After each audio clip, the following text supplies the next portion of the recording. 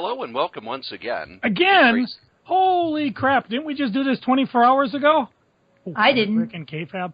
I know, we because of the death in my family, we actually podcasted yesterday, and Cory did a bang-up job in editing that sumbitch and get it posted today. And then, of course, we got to turn around and do another one, which is really weird because I got nothing to say. I mean, it's been less than 24 hours. Thank God you're here, Jen. I don't know what the hell we'd do without you. There you go. Oh, I'm sorry. Hello. Cory, you were saying something? Hello and welcome once again. It's me, your charming and delightful old Uncle Rat Bastard. I confess. I'm sorry. I did listen to Pizza and Panels. They had one of their podcasts, and they actually interviewed Al Snow, the pro wrestler, the hardcore champion. You know, anybody want a little head? Did you know he's a comic book fan? Actually had a really good discussion with him on that. Cory, how come we don't do more interviews like that? Charming and delightful old Uncle Rat Bastard. And at this other end of the series of tubes and wires we call the internets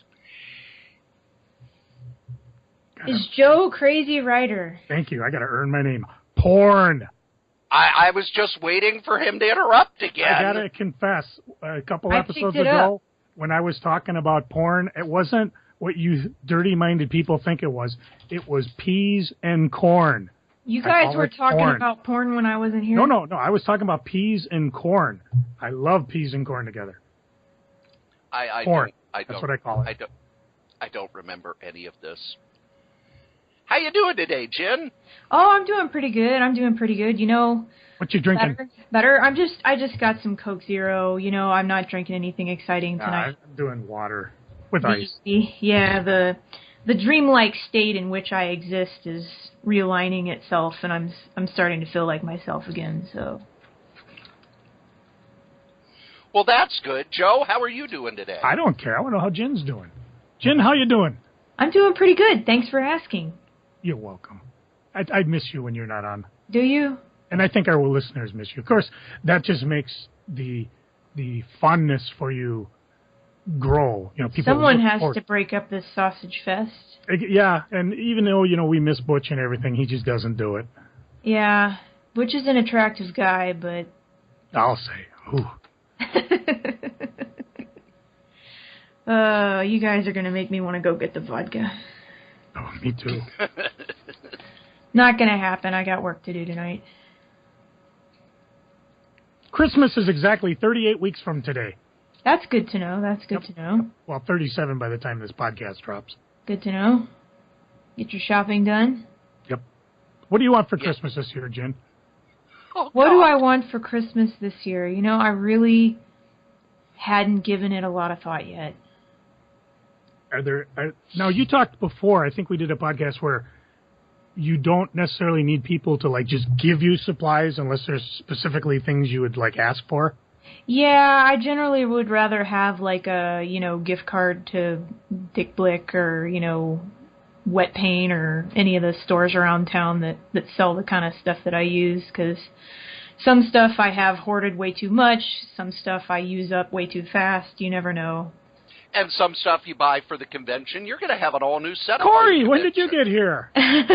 Cory, how you doing? We haven't talked to you in oodles of time. Jen, you're going to have an all-new setup at the convention. I'm working on it. I'm hoping to, yeah. The guys have promised me I'll have a little more space. Are you talking MSP Comic-Con 2016, May 14th and 15th at the Minnesota State Fairgrounds in the Grandstand at 1265 Snelling Avenue, St. Paul, Minnesota, 55108, where advanced tickets are on sale now if you go to their website, www.mcbacomiccons.com? That would be the one. Okay, I got more to say about that later. Okay, good. Yeah, I'm going to have some paintings, and I'm going to have my trunk, which I did have at FallCon, though somebody took up the little extra space I had, so I was kind of trapped behind my trunk.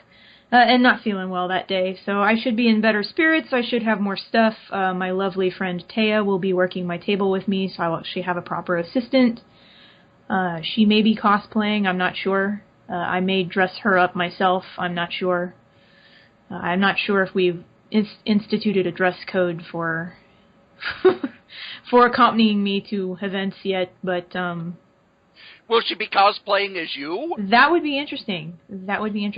Well, Do you have to say, like, Cory, are we cosplaying as old Jen or current Jen? My podcast idea for the If I no longer look like my character, am I no longer cosplaying myself? Well, there was one time you did cosplay as me. I don't remember that. Shall I tell the story, Joe? Story time! Jin moved here a while back, and for a practical joke at the group home I was working at the time, she accompanied me to my early Saturday shift wearing the kind of thing that I would wear on an early Saturday shift, which basically my hair would be a mess because I basically at that point would just get up, go to work, unhappy the fact that I had to be there that early. And she dressed in my clothes, even wore my the coat I wore at the time, and we had somehow I had tricked the director, Scott Nutter, into being there when I arrived.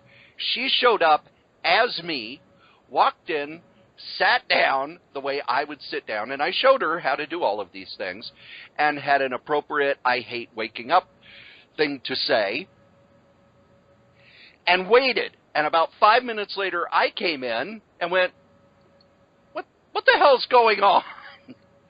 And Nutter laughed himself sick for a good 10 minutes because no one knew that Jin had moved here. So there was a point where Jin actually did cosplay as me in order to pull a practical joke at my group home job. I miss the crickets. Hello? I'm here. I was just reading. I was on Facebook. God. Fine! Joe, I picked up the newspaper today, and there was an ad in the front section. In the newspaper? Yes, a quarter-page ad. I remember newspapers. Cost a whole quarter? No, they're $1. Ah. $1. Here is what this ad said. This is a color ad, by the way. We buy old comic books. Action Comics #1, we're paying a minimum of $50,000. Amazing Spider-Man #1, we're paying a minimum of $500. We are in the Minneapolis-St. Paul area buying old comics published from 1930 to 1980. We have over 40 years' experience appraising and buying comics. Other items we buy are pre-1970 ball cards and comic or TV-related toys. If you're not sure if we would be interested in what you have, call us. If you have questions, call, and I'm not giving their names, to discuss your comics and make sure it would be worth your visit. We do buy some comics made after 1980, so call us first before bringing them. We also make private appointments if you would like for us to come to you. They will be at a couple of hotels between 10 a.m. and 7 p.m. down in Bloomington. Seems legit. And Joe? Actually, they came around last year, too. Have you ever dealt with dealers like this? Negative. Basically, I have. Okay, let's hear it. Well, why don't you tell your story, and then I'll tell about the time I ran into them. Well, last year, it was a group that came around. They were doing the same thing with vintage toys and comic books and stuff. And near as we could tell, they were just buying, and then they'd just bring them out of town. And basically, they're just lowballing deals. So, and I have no idea what they do with this stuff, but it sounds like, Cory, you might. Yes, I have dealt with these folks before, not this group, but groups who do this, because somebody asked me about it, and I said, well, this sounds like kind of a scammy thing, et cetera, and a friend of mine went and wanted me to go with him so that he wouldn't get ripped off. And what it is, they kind of set up, they don't just buy, they also sell. They set up big convention stock, but they do it in a small meeting room. And what it is, they're trying to get the people who don't know what they have. Hence we will give you $500 for Amazing Spider-Man #1. Joe, how much is Amazing Spider-Man #1 going for in... how much did they say? $500. Well, geez, even my old partner's, mid-grade restored one I blew out for over $5,000 for them. So yeah. These are people who prey upon those who don't know what they have. And it's funny that they have the Action Comics #1 Amazing Spider-Man #1, because people aren't going to have that. People are going to be bringing their beat-up old Dell comics and some of their old stuff. So basically, what these people do, they go through, they're buying con stock. They travel around, they buy up con stock, they come in, they're bottom feeders at shops and things like that. They basically come into town for a couple of weeks before a convention, like, our convention in Wizard World, and they try to sop up what they can to rebuild their own con stock. And it's weird because most of them don't have their own shops. They just go to convention to convention to convention. But if you see people like this coming into town, basically you need to know that they're trying to get people who don't know anything. Whereas if you want to sell your comics, best way to do it's on eBay. Yep. Or if you just want to bulk them out, go to your friendly neighborhood comic shop. Most of them, for what they're asking for, pre-1970 comics, most comic shops will at least take a look at them, because not a lot of collections like that pop up. Even the stuff in the 70s is starting to get some heat, and by God, if you got the first appearance of Deadpool, I'll give you a couple $bucks for it, sure. Those New Mutants 98 ain't worth did butkus. How much is that going for now? Let me do a quick eBay look. Joe's going to go to the Joetron 2000. But one of the things about selling comics, first off, as Joe has talked about, most comic shops now, for your average run-of-the-mill, they're pretty much buying them by the pound. Your 90s stuff, the stuff that people have in their long boxes, there's tons of it out there. There's not a lot of demand for it unless you get something that pops up and goes insane, such as, Marvel Superheroes, the first appearance of Squirrel Girl. About a year and a half ago, we saw it at $70. Now I'm seeing it online for $300, $400, $500. And the reason for that is nobody bought Marvel Superheroes because it was basically a bigger comic that printed a bunch of inventory stories that nobody cared about. It's, what do we got in the drawer that we need to get rid of? Oh, okay, print it. It's weird how these types of people come through, once or twice a year to just kind of... Sorry, I just had a heart attack. How much is that Deadpool number? Somebody's got one for 9.8 on eBay for $12,000. Good Lord. Then there's another one that's 9.8 signed by Stan Lee and Rob Liefeld for $6,500. One signed by Liefeld, Claremont, and how do you say Fabian's last name? Iasasia for $3,000, which is getting a little closer because those three actually had something to do with the book. Yeah. Let's see if I can find one that's unslabbed. This will take me a bit. About $1,200. Okay. And that includes, you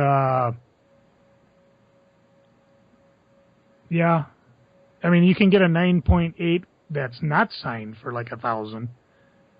But it looks like a lot of people ran and slabbed their books to sell them here. $700. Somebody's selling one in high grade. The first one that one's signed again, not graded for $700. So yeah, you're talking some bucks. It's kind of like what we talked last week, the Prince comic. It's gone up.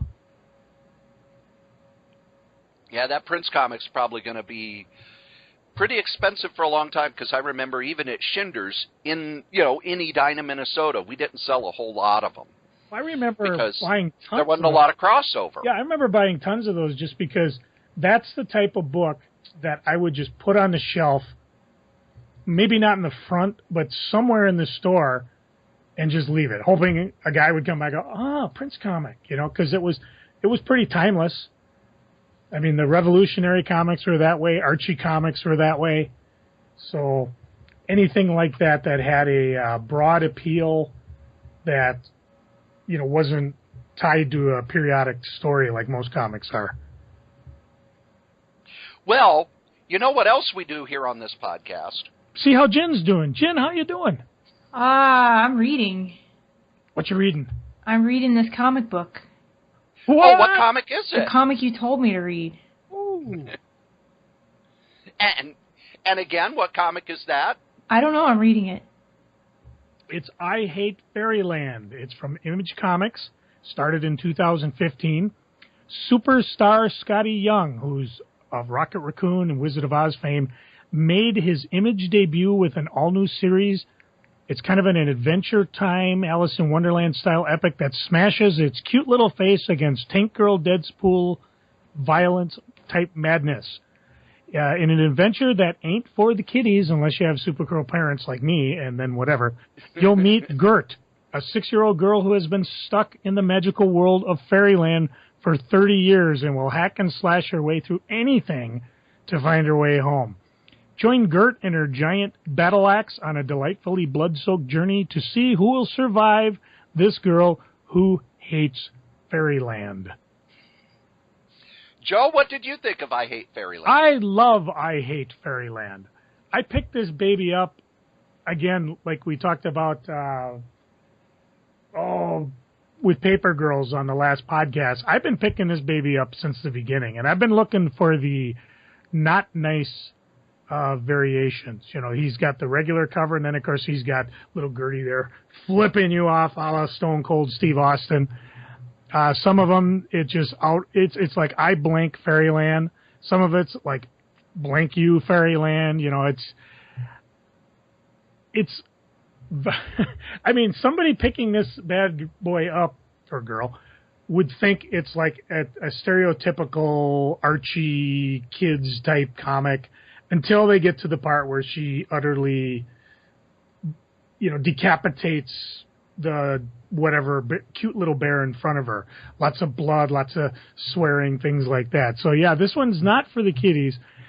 The story is vaguely interesting, but it's just hilarious watching her bumble her way through Fairyland trying to get the hell out of this place. And it's just been I've enjoyed it. I think the graphic novel coming up covers issues 1 through 5. Yes. And I've got 1 through 5, and I just ordered 6. And if I can, I'll try to get the uncensored Fairyland cover variant when they do come out. And I think number 6 just got solicited in previews, if I'm not mistaken. Jin, what do you think about it? How far along are you getting on it? This is my favorite thing I have ever read.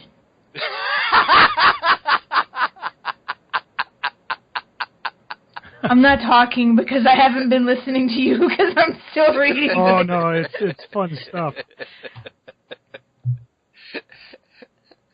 Well, tell us what you think, other than it's the best thing you've ever read. Oh, it's funny, it's punchy, the art is phenomenal. Holy shit. It's just full of movement and life and color, and this is it's fantastic. I don't have a bad thing to say about this. I had been a fan of Scottie Young's art since he did a Human Torch series. And Marvel did these, in the mid-2000s, did these supposedly manga-influenced books. And I'm a big fan of the Human Torch, and that was the first time I'd seen Scottie Young's art. And it wasn't really manga, but he was really good at making his characters look unique, and the action. He was able to do superhero action in a way that other people weren't doing at the time. It was very Kirby-esque in that when the Human Torch threw a fireball, it really felt like, oh my gosh, there's a fireball being thrown. The next thing he did were the Oz adaptations, where he didn't write them, he drew them. And his art sort of evolved into a new style. And it's funny that he's called a superstar artist. If you looked at the sales on the Oz books, they weren't that great, but when they were collected and sold in bookstores, they sold really, really well, so that Marvel basically adapted all the original Oz novels. And when I heard about I Hate Fairyland, I thought, oh, this is going to be fun. But you don't have time to read everything, so I had not read it until I read this trade. The art is off the wall amazing. His art has really jumped up another level. it's cartoonish, and it draws from the way you think of a quote fairyland, but then when he does the violence, it actually is cute violence. It's not like you're taking realism and slapping it on top of it. He does it in a way that the violence fits the art style and the story he's telling. But the other thing about the story is that the story really moves rapidly. You don't get a lot of standing around talking. You don't get a lot of this. And with every issue, he adds another twist. And the twist at the end. Joe, you've read issue 5, right? 5 waiting to be read. All right. The twist at the end of 5, you know how people will type LOL a lot of times? Mm-hmm. No, I laughed out loud. The twist at the end of 5 made me laugh out loud. It was amazing, and I cannot wait. This is one that with Walking Dead, I don't get the trades because I have to read the story as it's going. This is one where it's going to be like that. Joe, buy, borrow, or ignore? Like Paper Girls, I've already bought it, so I'm good. How about you, Jin? I'll be buying it as soon as I can. And I give it a buy as well. We've reviewed a lot of really good books. This is the one that's the most fun. I had so much fun reading this book. And I would say if you're over 16, buy it. If you're under 16, ask your parents. Or, don't ask your parents. Just make sure they don't see it. Because if you're like 12 and your parents see it, they're not going to be happy. And they may make you put all your comics in their room. I gotta say, then again, if you're 12, why are you listening to us? Because Jin swears all the time. What the fuck are you talking about? Yeah, geez, Cory, stop casting aspersions. I gotta say, when I had my comic shop, if somebody came in and I said, "Oh, I like this book is fun," saying a book was fun was the kiss of death. I mean, I don't know what the hell it was about comic people in the 90s, but we don't want fun in our comics. But now I think, thank God, that with Deadpool, Squirrel Girl, I Hate Fairyland, Harley Quinn, to say comics fun, I don't think is an automatic killer. There's still some people I think take it comics too seriously, but give them a copy of this, just to tease. Oh my God! Oh, Cory, what happened to your face? It's hideous. Oh, God, I'm looking at his cover photo on Facebook. Oh, my God. Oh, God, I feel like I've read Deathmate. Oh, He's gonna puke. He's gonna puke. God, Cory, what happened? I was trimming my goatee, and I was so tired from all the shifts I've been doing that I forgot to put, how you have a trimmer and you put the guard on it and everything. I forgot to put the guard on it, and I started going. It's like, oh, wait a minute. And it's not like I could just have half a mustache. I'm not that brave. So I am clean shaven for the first time since 1995. It's weird as hell. Hang on a second. I'm looking up signs of the apocalypse. Oh, well, we're good. It's not one of them. I will say the last time I was clean shaven, it was right before I was able to leave both of my jobs to get 2 new jobs and got rid of a whole bunch of toxic people from my life. So, we don't know. I still haven't decided if I'm going to stick with this look or not. Oh, please, God, don't. Oh. Jen? What? Jen? Should I stick with the look or not? No. Okay. Terrifying. Thanks, guys. You really know how to build my ego. Hey, man, I don't like that kind of change. I'm feeling the love. It's weird. Joe calls me hideous. Terrifying. I've known you a long time, and I've never seen you like that. It's weird. You have never seen me clean-shaven. No, I have not. Joe probably does not remember me clean-shaven. I got nervous when you started cutting your hippie bangs. Yeah, well, there's a story behind my haircut, but we're not going to get into that. We're going to get into some comic news. Nudes! I like nudes. Joe? Oh, news. Joe! Are you still reading The Dark Knight 3? I haven't with issue 3 yet, but it's in my box. Are you excited about The Dark Knight 3? Well, being the fact that it's been sitting in my box for like 2 months, no. Are you excited about the fact that the next issue's been delayed till the end of August? I guess I won't be reading my number 3 anytime soon. Yes, DC has announced that Dark Knight has been delayed until the end of August.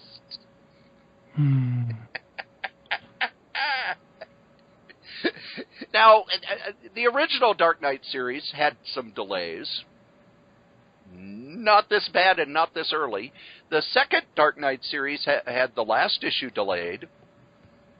Not this bad and not this long. But still not as long as Miss Mystic number 3. Well, I could tell you about Ms. Mystic, because Ms. Mystic number 1 came out, and then 2 years later, Ms. Mystic number 2 came out, and then 4 years after that, Ms. Mystic number 3 came out. Yep, Neil Adams, he's a speed demon. And I remember when Ms. Mystic number 3 came out, somebody said, "Hey, Ms. Mystic number 3 is out. Is it worth the wait?" And my reply was, "No, of course not. Nothing could be." And then I actually sat down and read it, and well, we've talked in the past about Neil Adams' writing. It made no sense. It was gobbledygook. Yeah, they're basically quarter book material. But, Jody, as a shop owner, how do you think that this long of a delay on a book this big, how do you think it's going to play? Miss who? Neil what? Isn't he doing a Superman series? Yep. Didn't he do that weird Batman one that got split in 2? Oh, yeah, that hurt. I tried real hard to read that. I did. The therapy continues. You're in therapy too? After reading Neil Adams' Batman series, hell yeah. And of course, if Neil Adams is listening PTSD. To our podcast, if he wants to send us any of his books for a review, or some of his art, we're more than willing. Yeah, I'd like a Supergirl picture, the 1971, the V-neck, puffy sleeves, things like that. I mean, I'm not going to Wizard World to go pay $40, $50 to get in just to go up, just find out you charge $400 a sketch and may ship it in a year. But, if you just want to send me one, I'm sure I'll take back everything I ever said about Deathmate 3000 or whatever. No. It was, what was that? Death Watch? Also, Death Watch and then Magic 2000. Ugh. Well, we had it all done, but somebody stole the last parts, stole the artwork.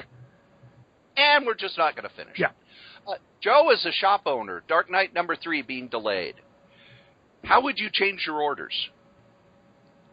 Oh, I would probably liquidate any stock I had at the moment. Can you imagine the saps who dropped? I don't even know what they had to buy to get a store variant. Every time I went through Discount Comic Book Service, you always had to be careful because they had tons of number 1s, the different variants available through Dynamic Forces, Graham Cracker, Midtown Connecting, the Midtown 3-Town Connecting variants, the Dynamic Forces, Midtown, Graham Cracker, it was just crazy the amount of variants. I don't think they should finish it. They never finished Image First. Why the heck? Just never finish it. Let it go down and we'll be bitching about it, 50, 60 podcasts from now. The thing that's fascinating to me is, as it's coming out, it's Frank Miller and the writer are working together on it. And then Miller started in interviews talking about how he was going to do Dark Knight 4. And then, as it came out, he said, yeah, I really don't have a lot of say in what's being done in the main one. And I think in one of the little mini-comics it was solicited as Jim Lee. Jim Lee was so late that Frank Miller, they changed it from, Jim Lee will not be drawing this issue, instead Frank Miller will. So the book is running so late that Frank Miller drawing it is faster than it coming out. DC has probably just shaking their head about this because the first 2 issues were their top-selling books. And now when number 4 comes out, the end of August, nobody's going to care because it will have been how many months? And they've got all the weird formats and everything. They'll be in the middle of DC Rebirth. Speaking of DC Rebirth, mm-hmm. Joe, did you hear how Marvel's going to try and stomp on it? I'm not sure. I know Secret Wars is going gangbusters about the same time Rebirth's starting. The month it comes out, you're going to get Secret Wars 2 #1 and Han Solo #1. And if you, as a comic shop, order 1,000 copies, you will get a store-exclusive cover. But you got to order 1,000. Would you have done that? No. Do you think anybody here... We talked a little bit about that a podcast ago. I would need to know what the requirements are. Does it say how many books you have to order? 1,000. 1,000. 1,000. Yeah, I mean, if it was the beginning of the Hot Comics run, we're talking Death of Superman, Dark Knight breaking his back, even, there were other Image was going hot. I might have done it then. At the end run of Hot Comics, it'd have been tight. Yeah, definitely not with a small store like Crazy Comics. Assuming I had a big store, though, if you were to take even a third of the run and just put it out on eBay, because I've seen guys do this where they run around and they will grab store exclusives from the store itself and then put them on eBay, because the source has done a lot of different unique covers for their store, but they never put them on eBay. And I keep telling the guys, I know you guys don't. I mean, they got a lot of things are going on, but I'm kind of like, there are people that will buy them that still want to buy all the variants. And if you're not pricing it in the stratosphere, you might be able to sell some. We told the story about the Heroes Reborn #4 that a comic store locally had an exclusive cover for. They ran a full-page ad in Wizard, and Wizard got the phone number wrong. And when they went to cry about it, Wizard's like, well, you saw the proof. Nothing you can do about it. I went over to pick up maybe 10 or 20 copies of it just for my shop.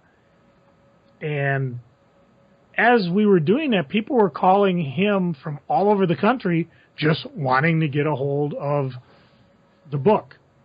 I don't know. See, that was different, though. That wasn't, that was an exclusive to their store, but it didn't have their store name on it. I can tell you with a fact, if I had Hot Comics, I would have gone over and bought some of those source variants and put them on my shelf, because that's the type of shop I was. Now, mostly I don't just know to if tweak them, but I don't know if you would even know this, Joe. What was the biggest selling book you ordered? Because I remember in the early days, Spawn 100, this 100, that 100. What was the biggest? What was your largest order for a single comic on purpose? Because I know there were a couple Superman, mistakes. Definitely, I think we sold over 1,000 copies of that one. And that one I didn't order. But I was going to say, you didn't order that one, did you? We talked about the Batman Index in a few of the podcasts. We had the X-Men Index because X-Men had 1,000 people, 100 people that ordered it month to month to month. Superman at its peak had 300, but those were people that just they stuck with the death, the build-up, the death issue, and then they kind of hung around until they stopped the whole line. And by that time, the list probably dropped to about 75 people. So we had over 200 people that were just on board for the death of Superman and then dropped, even though we knew Superman was coming back. And I think 75 was probably the natural one. So for us, it was probably the X-Men. Again, the Image books, good Lord, Spawn, Youngblood, all the main guys, 300. Just off the top of the head, 300. The lesser books, 1963, Blood, Strike, Watch, Death, whatever. 50 to 75. I mean, it was even a no-brainer. You know, by the end of that summer, though, we had to really count a lot closer. Even there were some X-Men books that came out. Brotherhood was part of that collective. Yeah, when they kind of did a revamp and they brought in Warren Ellis and some other people to make the X-Men books different from what they had been in the past. I remember Brotherhood just being a mess. Yeah, and it ended with issue 6. I remember Brian Hibbs sued Marvel because they not only did it ship late, but they changed the content, then refused to take it back. And that actually rolled on after I had Hot Comics, because I remember emailing him, you know, saying, hey, I was part of this, but I sold my shop. What should I do? Kristen, who owned Hot Comics New Hope at the time, actually showed me the certificate voucher she got eventually from Marvel that was worth X number of Marvel product. And I told her, well, if I'm owed mine, I mean, I don't know if Brian ever got it. I hope he did, because, you know, he should have got it. But I never got a response from Diamond, from Hibbs, from anybody. And, you know, at that time I was out of the comic retailing aspect. I didn't care. I just figured if I got it, I would have given it to Kristen, and she would have traded it out in comic for me, which for her would have worked fine because she's getting credit to comics. So she buys it. For every $1, she pays 50 cents. So if I come along and trade it, she's trading it for 50 cents, which is half of the... I did the math. I'm lost. The other thing that I wanted to bring up, comic news-wise... Hey, Jen, how you doing? Pretty good. Thanks for asking. I know. Every time Cory says comic, I'm like, oh, poor Jen. Yeah. Oh, well. Guys, I wasn't tired when we started doing this, and I'm trying really hard, but I don't know anything about Superman. We'll get to you when we do our freaking and geeking. I'm sorry. I'm very embarrassed. How far are you in Fairyland now? I finished it. I finished what was... you can. Cool. Do I win an award? I finished one. Yeah! I'll drink to that. And what did you think of the twist at the end? That's the biggest, best endorsement. The Did Jin finish it award. I actually have that for movies because, you know, I don't like going to movies either. So like when I see a movie twice, like Mad Max or Wreck-It Ralph, it's like that is a good movie. If I don't just go see it once, but I go see it twice. There is no higher praise. So for a movie, it's when I start getting fidgety halfway through. So if I don't start fidgeting halfway through, you know it was a good movie. So I guess with these books, you know, like I was reading it the whole time. I didn't realize how long it was. So like most of these you send, it's a lot longer than I was expecting. I loved it. I loved everything about it. I loved the twist at the end. I thought the twist at the end was great because... I can't get over how expressive... How about if I'm going to run upstairs and get some water, you guys can talk about the twist. I'm not talking about the twist. I don't want to spoil it for anybody. I'm not spoiling it in that, you know, you think it's one story all the way up and then, oh, okay, well, how long can they sustain this quest? And then, oh, okay, boom, here's a twist. By the way, everything's different now. No, that I can't get over the art. This is some of the best art I've ever seen. It's got so much movement and so much like momentum behind it. It almost feels like animation. Like you can literally kind of in your head see the characters moving in between the panels. At least to me. What on earth? I think Joe's back. Joe, is it your mission in life to just make as much noise as humanly possible? I haven't farted once this podcast. Thank you. I appreciate that. You know who else hasn't farted in this? Wait, your segues are really going downhill. People advertising on our podcast will guarantee to tell you that, yes, you haven't farted.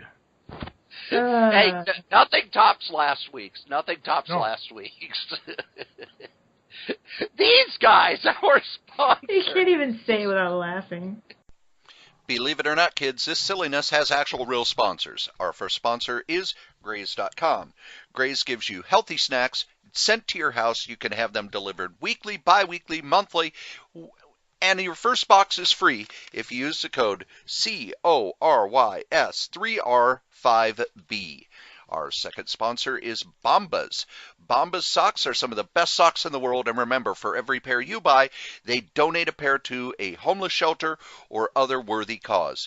Just go to bombas.gotocloud.org/SF30. That's right, those are our ads. Go check out our sponsors. Is this a good time to announce that MSP Comic-Con 2016 will be happening May 14th and 15th, 2016 at the Minnesota State Fairgrounds at the Grandstand, where they'll be giving away 500 grab bags on Saturday, 250 on Sunday. The Troll Lords creative team will have their 30th anniversary reunion, and you can get advance tickets on sale now at www.mcbacomiccons.com. It's an excellent time. Thanks for mentioning it, Joe. Wow, I botched that. Excellent. MSP Comic-Con 2016, May 14th and 15th, 10 a.m. to 6 p.m. Saturday, 10 a.m. to 5 p.m. on Sunday, extra hour on Saturday there. Be there, Minnesota State Fairgrounds at the Grandstand. 250 guests, including the lovely and often cosplayed Jin Wicked. Hello? Admission is $14 per person, and if you bring a donation to the food shelf, they'll give you $1 off. And, of course, if you are ages 9 and under, physically, not mentally, you get in free.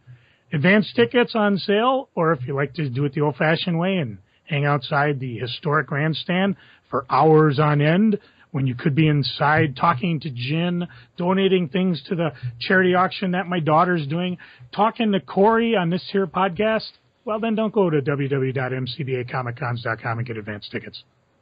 I was going to say Comic-Con would be fart-free, but as you know, one of my crowd control things is to lay down a deadly sheath of methane as I go through the boxes to keep you away from me, so that way you won't be grabbing that stuff that I want. So, unfortunately, I cannot say MSP Comic-Con 2016 will be fart-free. I am holding in my hand right now. Oh, you promised you'd stop doing that. Oh. A device that will give us Wi-Fi at the convention. Ooh. You know why I have this device, Joe? Because I told you about it and suggested you buy it, because they usually shut off Wi-Fi when the actual fair isn't going on. Because we're going to be live streaming the entire convention. Once those doors open, we will be up and available. Go over to YouTube and subscribe to our channel. Just look for Cory Strode. Subscribe, because when the convention is open, we are on the air. And then when the convention doors close, I will be going into hiding because I will have been around a whole bunch of people for an entire day, and that's too much for me. Don't worry, we're going to put a bell on Cory. So if you Are hear we going to have the pre-convention drunk show? Of course. All right. I'm there. When don't we? I don't know. I'm just asking. Yeah, don't jump down her throat, Cory. It almost feels like a homecoming for me in a weird way. Well, because I was here in May. Yes. It's what sparked this terrible and wondrous journey. Well, not what sparked it, but it was kind of the official start of it. It was a part of it. It was a part of it. It was a milestone, all right? We'll use that word, a milestone. And to be honest, I was quite shocked that you said you were coming up here for the convention, and I had not seen you for, should I do the math? Go ahead and do the math. I had not seen you in person for 11 years. It's a very long time. It's a very long time. And you had not changed, and I pretty much, I don't know. You don't really change either.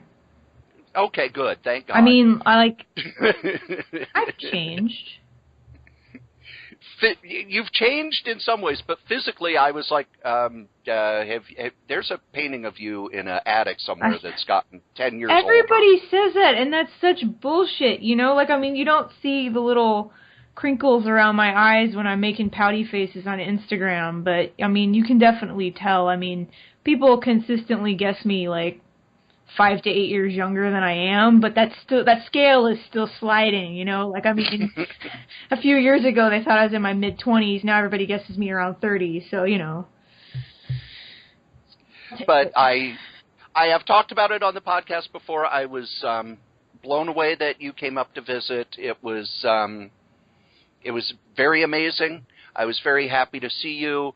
It's been a joy having you around. And the fact that you have moved here still in many ways seems unreal to me. The fact that you and I get to hang out more often than I hang out with Joe, because Joe doesn't like to see me in person. No, because every time I visit you, I got to pay $100 fucking to get my truck from being towed. I mean, I make a lot of money doing this eBay shit, but that's not how I spend it. Matter of fact, I'm telling you people, you know, I've been reading a lot about this putting Harriet Tubman on a $20 bill, and I'm telling you, if you think that Jackson should stay on the $20 bill and you're really worried about that, you can send me your Jackson $20 bills for safekeeping. Get a hold of me at my email for my address, and we'll talk about it. Speaking of the eBays, Joe, what's been going on the eBays? I've sold 3 books since we talked last. And we talked yesterday. I know, Cory. It is time to ask the Strode. Okay. I am now in the special thinking chair. Oh, I've seen it. It's really special.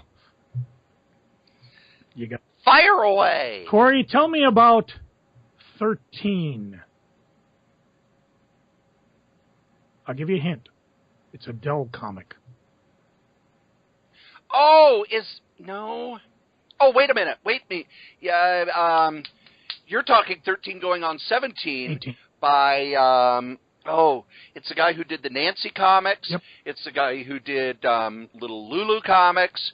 John Stanley. Mm-hmm. I have the hardcover collection of that, and I had never read it before because they didn't print them while they haven't printed them during my lifetime, but Drawn and Quarterly did a reprint, and much like all of John Stanley's other work, it's beautiful. The cartooning is simple. The cartooning is just... Jenna's talked on her other podcast about how much she likes Nancy. I much prefer John Stanley's Nancy because he takes the character and infuses all of this creativity and whimsy into the world. Whoa. What, we're talking about Nancy? Yeah, but Stanley created all these other characters and almost made them into fairy tales. And 13 going on 17, I think 18. it is. 13 going on 18 is kind of an Archie sort of thing aimed at older girls. And the reprint... Teen girls, I would say. The reprint is so much fun. John Stanley's one of those guys who the more of his work I find, the more I enjoy. Yeah, they did 29 issues. It started in 1961, came out sporadically until it was finally canceled in 71. The last 3, 26 through 29, are reprints. But the other ones, basically, the main character is Val. She's a 13-year-old who lives with her family. Includes an older sister whom Val strives to copy. Val's best friend is a heavy-set girl named Judy. And Judy's the down-to-earth friend and always has the right advice. Each issue had several short stories about, wacky situations the girls find themselves in. If Val isn't trying to wear makeup too soon or trying to date the grocery delivery boy, she's thinking up ways to make her friend Stu stop following her. And then sometimes Judy had her own story.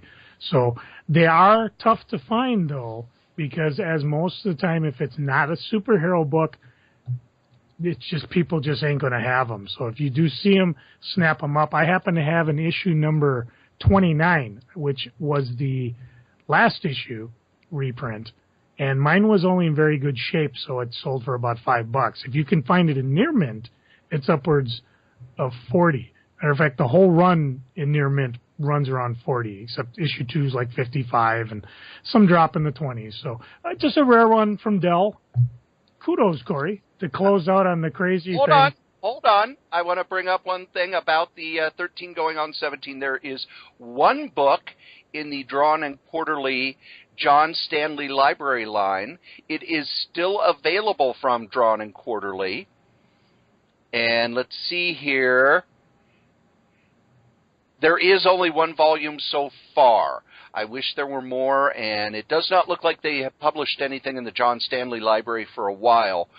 But if you are looking for good comics, John Stanley's Nancy is one of the best kids comics ever done. John Stanley's Little Lulu, which Dark Horse reprinted in a series of trade paperbacks. I forget how much they are, but you're going to get 3 times the payment out of them. Okay, now you're both messaging me. And the Melvin Monster and 13 going on 18. This is some of the best comic book work, all ages comic book work ever. Go get them. Joe, what else are you doing on the eBays? Well, as I mentioned in the last podcast, as we get closer to the SpringCon, I'm going to weed out some of the variant covers that have been kind of hanging around for a while and donate them to the charity auction. So if you do see something you are interested in, now's the time to go for it. A lot of times I will accept best offers. So if my outrageous prices are too high, go ahead and, give me an offer. Hell, send me a note saying you listen to this here podcast. And if you win, and if I accept your offer, and I almost guarantee I will, I'll send you something from my vast accumulation of crap. And you can always get to me, Krayz, on eBay or through one of Cory's myriad websites, or just email me direct, crazycomics@gmail.com. That's all. You know what that means? I got a bite Time you, for fanboy? freaking and geeking? Oh. Yes! Is Cory still Jin talking? got it right. Oh, sorry. Joe was talking over me. I was talking over Jin. Let's try that again. Okay. We're going to try something brand new for the show. Are you ready? Oh. It's called professionalism. Sorry. Something. You know what time it is now, vomit don't in you? my throat. What was that, Cory? You know what time it is now, don't you? Hammer time! Break it down! Stop! Cory time. How come I'm the only one on this show who's never drank? I don't know. We're trying to push you over the edge. You've never drank? You had a gallbladder. Not on the show. Oh. Oh, that's not our fault. I could even tell you the last drink I had. How many times have you left the podcast to go to work? I have never left the podcast to go to work, but I have said we need to wrap it up so that I can go to work. We're going back to Psycho Susie's. I'm going to get some drink. Ooh, I'm going to go open up that. Out of a giant tiki mug. Chris got a $50 vodka bottle from her boss. I think maybe we'll crack that baby open. There you go. It's time for freaking and geeking. Thank you. Joe, what are you freaking on? Big Brain's going out of business. Have you found this out for sure? Yes. People who have talked to the owner say after 20 years, he's tired.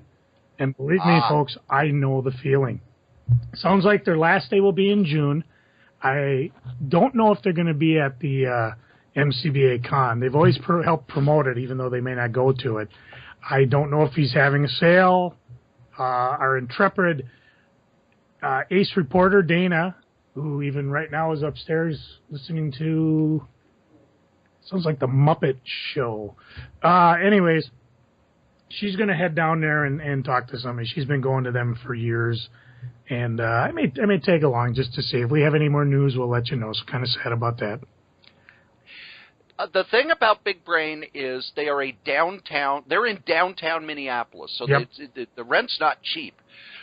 They aren't a big store, but one of the things that I always loved about them was that they had a great selection of non-superhero trade paperbacks and hardcovers and stuff.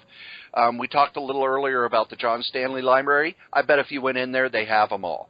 The R. Crumb Library, they have them all. Love and Rockets, they got them all. Any comic strip reprints that are available in book form, they have them.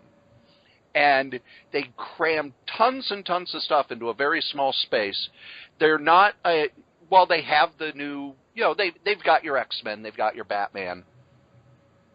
They concentrated more on the off-the-beaten-path stuff. And while the Source has that stuff and other shops have that stuff, they were the ones that were kind of, if you wanted an indie book, that's where you went. Yeah, and a lot of times if I missed an indie book, I know I could go there and get them, which is something I strived for when I was doing my shop. And they're going to leave a hole. That's going to be a tough one to fill. Although, remember, before Big Brain, the College of Comic Book Knowledge kind of fit that niche. So whenever there's a vacuum, somebody will come in to fill it. I've got a gut feeling that there are two shops that may kind of step up, and we'll talk about that after Free Comic Book Day when we hit some shops. What else you freaking on, Joe? Yeah, I got a story to tell, but it's part freaking, part geeking, and I'll save it for my geeking. Jin, what are you freaking on? I just don't have enough time. I don't have enough time for everything. I'm trying not to stress about Comic-Con, but, it's hard not to. So, there's that. That's not very entertaining, is it? No, but it's Only honest. 3 weeks. Well, obviously, I don't, you want to do that, Joe? Go ahead. What am I going to do? No, I've been trying to do these paintings, and I just finally, something inside me snapped, and I've been getting out of the apartment more because I just needed to. I just needed to get out, so I've been meeting a lot of new people and, talking to people and getting out there, trying to especially, find other artists, which is a little more difficult to do than you'd think, but it's there's just not enough time between, work and other work and other work, and I'm sure you know that, but I don't know, I finally, got out of my funk enough to start cleaning up my apartment.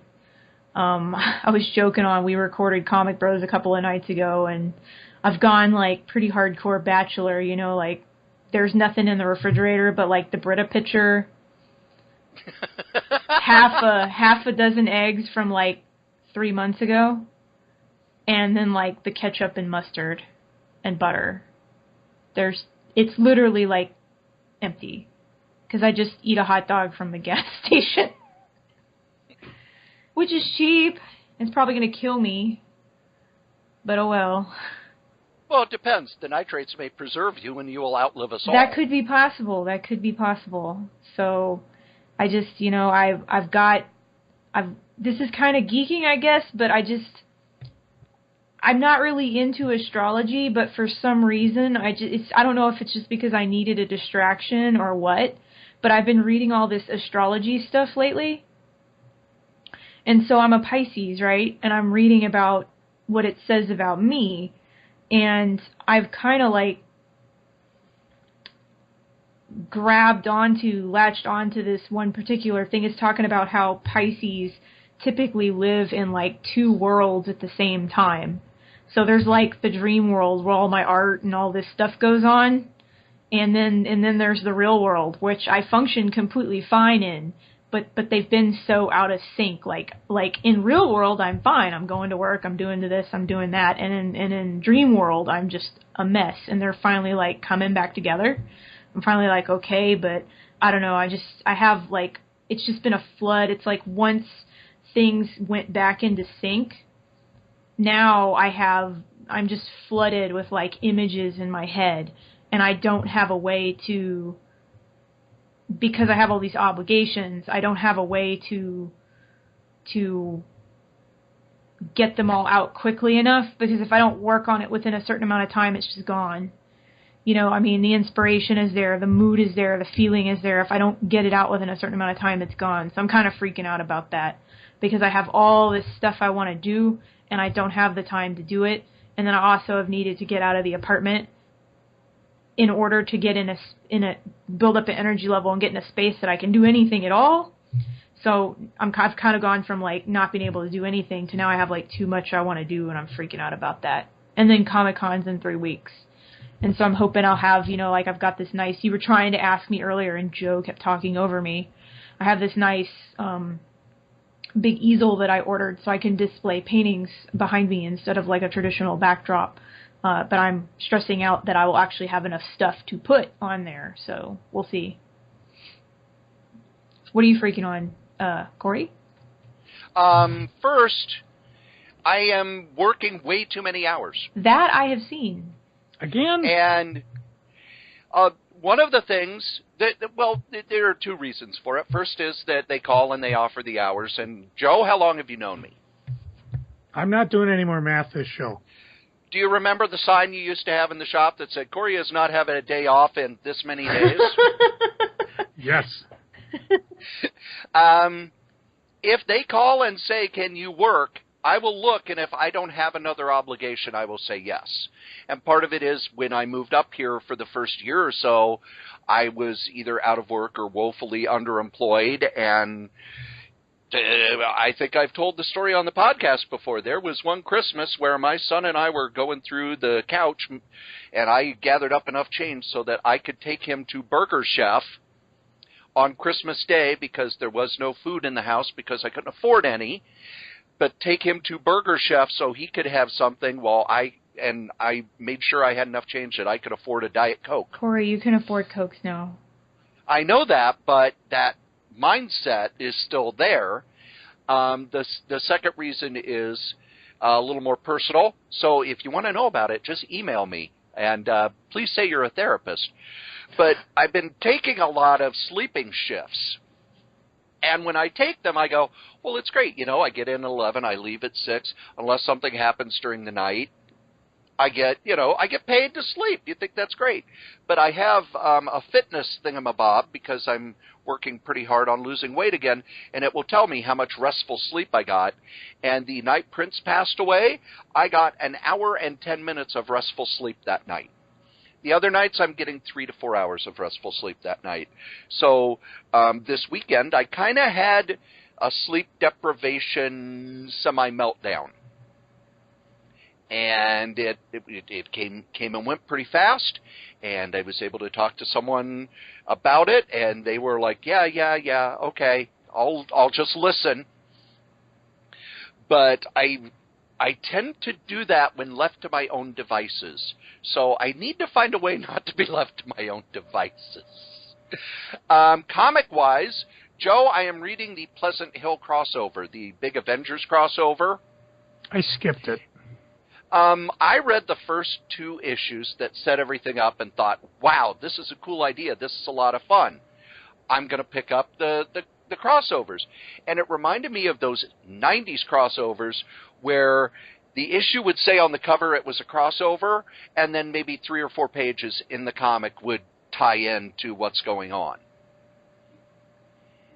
And on the covers, for the first couple, it would be, 1, 2, 3, so you knew which order to read them in.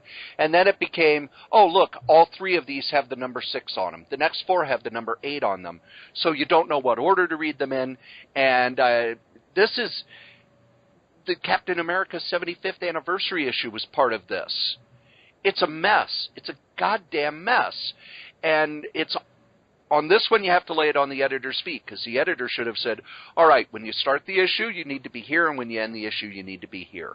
Instead, it's, oh, well, this ties in with something that hasn't printed yet, and this is, so, yeah.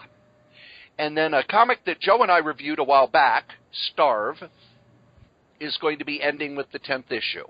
And while Brian Wood's comics are finite, it was very easy to tell reading the first trade paperback that this was supposed to last longer than 10 issues.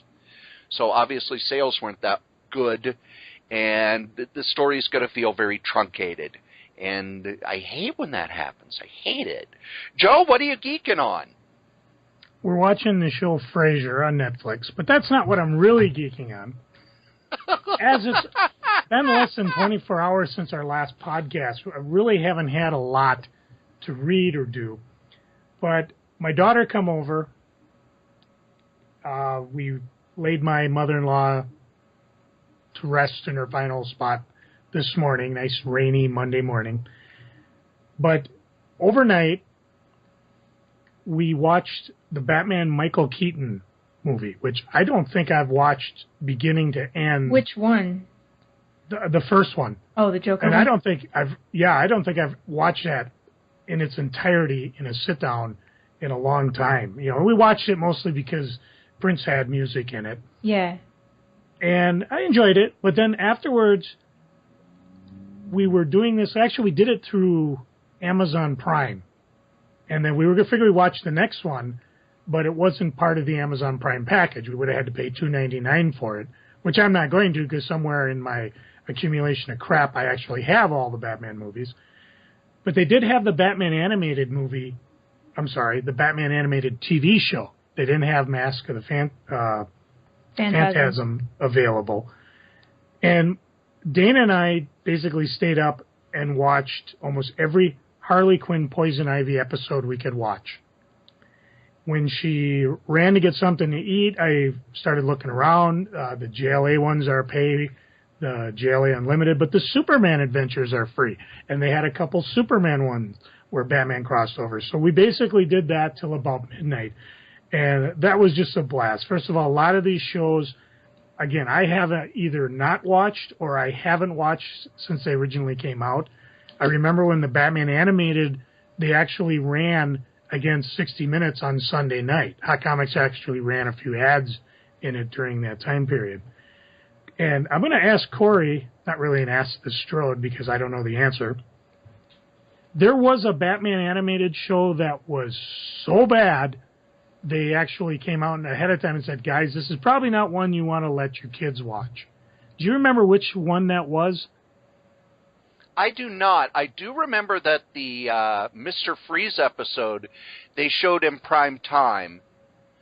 And I don't know if when they moved it to afternoons, if they showed that one because of the emotional content. They did. I saw it in its regular rotation in normal time slot. That's a really good episode. It is. We didn't watch it because we were on our Harley Quinn Poison Ivy kick. The one that I really wanted to watch is called Epilogue. It's a big Batman one, but it's part of the Justice League set. So I wasn't able to watch it. I didn't want to pay $1.99 for it or whatever. But that's the big one where the little kid's been turned into a weapon and everybody's going nuts, and Batman's got this device that's going to kill her because he knows she has to die. And when he finally catches up to her, she's sitting on the swing, just swinging. And Batman talks to her, and the girl's real sad because she knows what she is. She knows what's happening. And she's asked Batman, do you know what it's like to have your childhood robbed from you? And Batman does. And as they're both just swinging there, Batman puts his hand out. They hold hands, and of course the last scene you see is she has died, and Batman's carrying her away.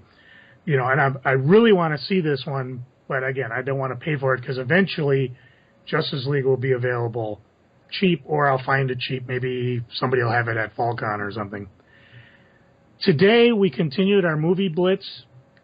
We watched Raiders of the Lost Ark, again another movie I have not watched in its entirety for God knows how long.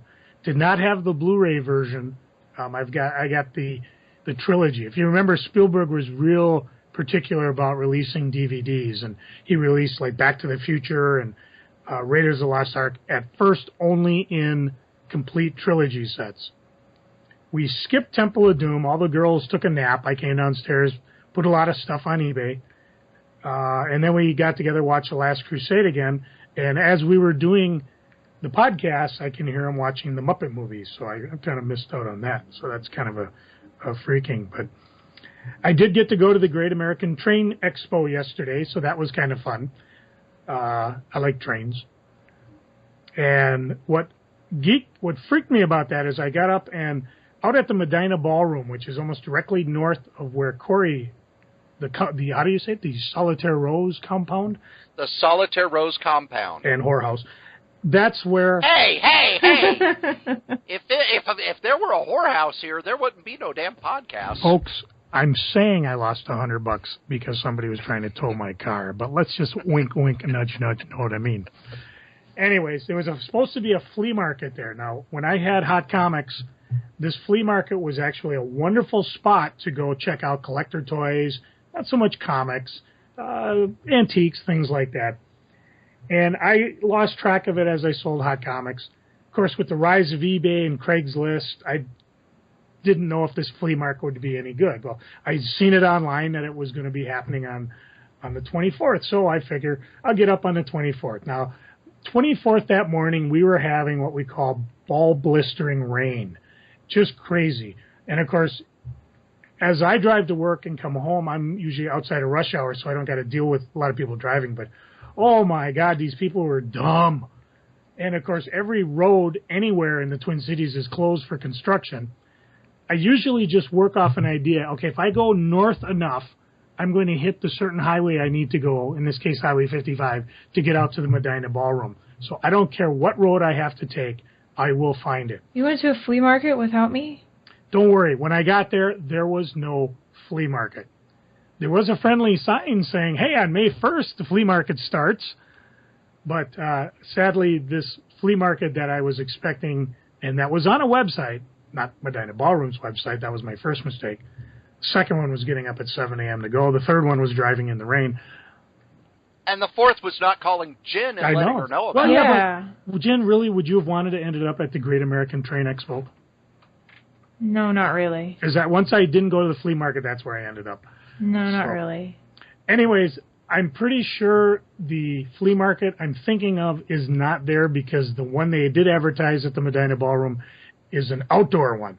And the one I was at was definitely an indoor one. So I don't know. Maybe I'll head out there next week. If I do, I'll give you a buzz. But I got to save my money up because SpringCon's coming. Jim, what are you geeking on? I went to the St. Paul Art Crawl on Friday. Ooh, what did you think about that? I've never been to one of those. So, yeah, I met the person I went with at the parking lot, the Union Depot parking garage, which was pretty convenient. We walked a couple of blocks down to the Jax building, which we spent most of the time there. There was some other... We didn't walk too far because it started getting dark, but... we did go to some of the other smaller galleries and exhibits in the area, but we spent most of the time in the Jax building, which was pretty awesome. There was dancers. Everyone had little kind of snacky things out on trays. You know, they were handing out food and drinks and stuff like that. I saw a lot of art, obviously. The Jax building itself is awesome, so it's like it's a multi-floor building with just artist studios in there. So some of the artists had set up exhibits down on the ground floor. Many of the other artists had opened up their studio space. There was a couple of rooms where there was people playing pianos, keyboards. There was a room with a band. I thought, this is awesome. You know, in a few years, I would love to be able to afford my own studio space when I'm doing more painting. I did not find out until after the fact that apparently that is the Jax building's last art crawl because the building was sold to developers. So it will be no more, and I guess all the artists there will have to relocate. But it was a good experience. We also ate at, I already forgot the name of it. It was something noodles right there right down the street from Jax. And it was really good. I haven't had any good Japanese food since I got up here. So that was great. But it's nice. I'm kind of, like I said, I'm trying to especially meet other artists. And kind of, I'm a little at this point, I haven't been drawing comics, but I'm kind of a little burnt out on the comic stuff. I've been wanting to do more painting and get back into kind of just doing illustrations and art more than comics right now. Even though I am trying to tie my work together kind of with an overarching theme, but so it was nice to get out. The weather was really great. It was not too chilly, not too warm, just kind of nice light coat weather. And I had a good time. We were out for a couple hours just going through the Jax building. I think we saw a lot of great art and a lot of different styles. And unfortunately, it was very busy, so I didn't really have time to actually approach anybody. Most of the artists were pretty monopolized as far as talking to people, but it was still enjoyable. And I'm told there's another one that's unfortunately I think the same weekend as SpringCon, so I won't be able to go to that.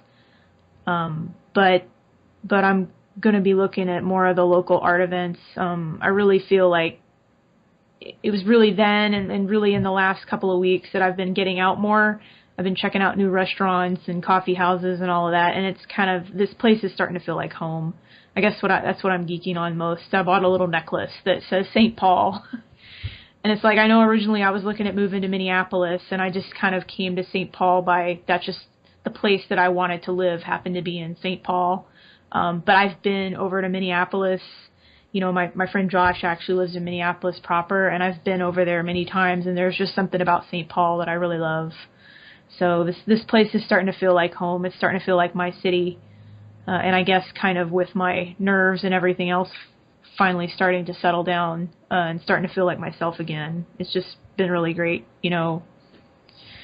starting to get out there and do art stuff and feel like I have a home, maybe. Cory, what are you geeking on? Joe, give me a comic series before 1996. Man, I spill my guts and you guys just go back to talking about comic books. I was going to chide him on that. We're going to get to that, but... I know. I think we should let Jin finish up. I know. It's just comic books. Just switch to letting me go last, because I always either have something really great or something, like, heart-crushingly depressing. Notice that she doesn't even mention the fact that I did some soul-bearing a little earlier, but okay. You did? You shaved your face. Yeah. That's the only thing Bear and I've seen. Joe?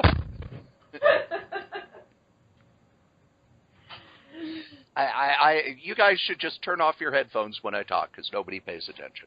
Joe, a comic series before 96. Crap I drew on my lunch break. That's not that did not start until 2003. No.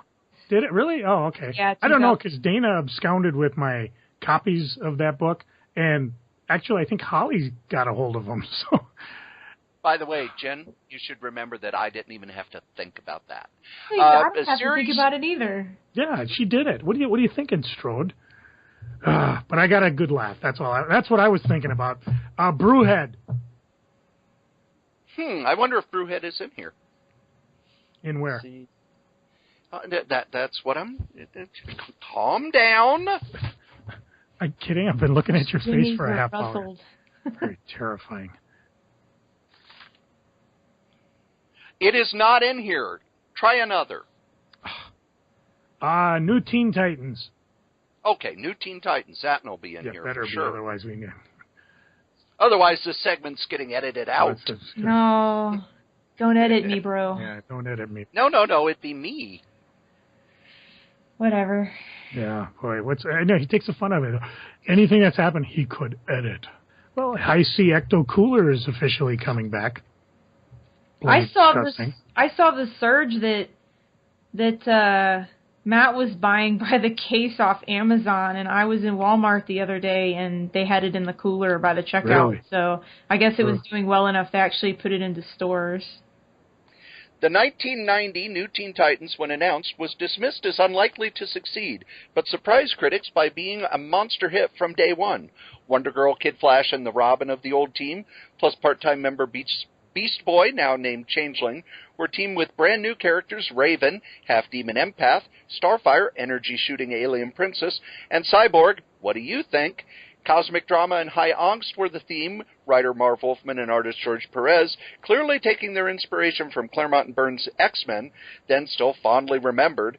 The new Teen Titans fought the JLA, defeated Raven's demon daddy Trigon, battled Starfire's evil sister Blackfire, traced down the killers of the Doom Patrol, and faced off against the Titans of Myth, stopping off at Paradise Island along the way. The pace was brisk, the characterization depth, and the title a good solid read. I have in my hands the Slings and Arrows comic guide. Energy shooting alien princess. Which reviews over 2,000 comic series. This is a book that I've had for a while, but it recently resurfaced as I'm cleaning and moving things. And it is a wonderful, wonderful book that just gives reviews of comics. Everything, let's see, from The Abominations and A1 to Zot. Some of them are short reviews, such as Near Myths by Ripoff Press, as the title suggests. This is a collection of mythological tales, here interpreted and misinterpreted by Trina Robbins. Now, what date did you say that was? This was printed in 97, and they have books going back from there. They say in the foreword that there will be subsequent volumes. There were none. No, according to Amazon, there was a second edition. Oh, but it's like used at $31.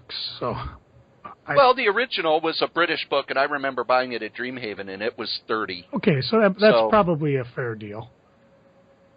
Yep, there it is. It's $29.95 US. So it's been fun to kind of go through that. The other comic-related stuff is I got all caught up on the reprint of The Max, which was a series by Sam Keith back in the 90s. And I had forgotten just how weird and beautiful it was, Sam Keith's art. There's nothing like Sam Keith's art. And I'm amazed it got printed. Joe and I have talked a few times where when Image got rid of everybody except the original founders, they said, well, why are you still printing The Max? And one of the owners said, he really knows his contracts really, really well. And it's good to see that it's being reprinted, being cleaned up, and put into trade paperbacks so that people will be able to buy it. I actually looked for the DVD of the Max series that MTV did, and I was unable to find it. Doesn't mean it never came out, but who knows? Sam Keith still owns it all. And the last thing I am geeking on is after I had my little sleep deprivation. Basically, I got home from work yesterday and had a little bit of trouble functioning mentally until we did the podcast. And then after the podcast, I called a friend of mine and said, look, I think my brain is broken. They basically let me know that all of this stuff I'm doing because I help people, and maybe it's time for me to put that at the forefront rather than thinking, oh, I'm going to take this shift because it will take money. So we'll see how that works. We'll see how that does. Believe it or not, kids, you've listened to us blather on about funny books for an hour and a half. So the comic that we like the least, we still like better than the comic that you like the most. Joe? If God did not intend for us to eat animals, then why did he make them out of meat? John Cleese. Jin? Hit my music, boys. Oh, come on, say it sultry. Hit my music, boys. There we go. You have to leave in the laughing. Of course, I always do. You have to leave in me saying leave in the laughing. What else do I have to leave in? Okay, cut.